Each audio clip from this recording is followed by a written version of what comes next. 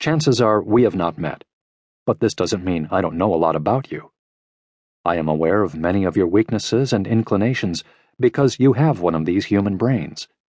And this tells me more than enough about how you are prone to think and perceive the world around you.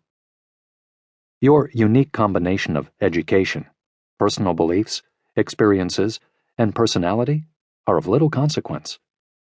You and I belong to the same, relatively young, and closely related species, and rely on the same kind of brain. For this reason, I can say with confidence that you, like me, have at least one foot in fantasy land at all times. It doesn't matter if we happen to speak different languages, eat different kinds of food, listen to different music, hold opposing views on social and political issues, or dress differently. I know that your vision and your memories are not only unreliable, but also vulnerable to many forms of manipulation. I know that you feel aware and mostly in control throughout your daily activities. In reality, however, your subconscious mind, I call it the shadow brain, influences and dictates thousands of your thoughts and actions every day.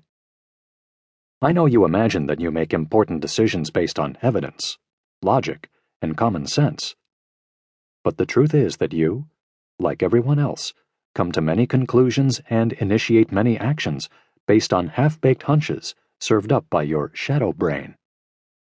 Many of these would embarrass you if they came to light. For example, while you have only begun to shake hands and say hello to someone you are meeting for the first time, your shadow brain is already busy sizing him up and running through a rapid list of questions that will influence your conscious interactions and feelings about this person. Safe or dangerous? Clean or dirty? Ugly or beautiful? Any potential here for sex or love?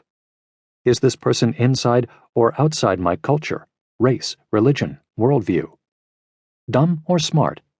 Rich or poor? Factors you would never expect can influence you to like or dislike someone, say yes or no to an investment opportunity or product for sale, and pass a favorable or negative moral judgment on an issue. A smell we cannot even consciously detect. If we happen to be hungry or tired at a given moment, and whether or not we recently washed our hands, can tip us one way or another. Regardless of how accurate or fair such rapid-fire hunches may be, they end up in the lap of your conscious mind to deal with. And your conscious mind is more often than not going to accept them without question, and begin the automatic process of rationalizing them by selectively noticing all supporting evidence. We can imagine our conscious minds as often slipping into the role of lawyers who have been hired to speak for and defend big corporations, even when the corporations are wrong.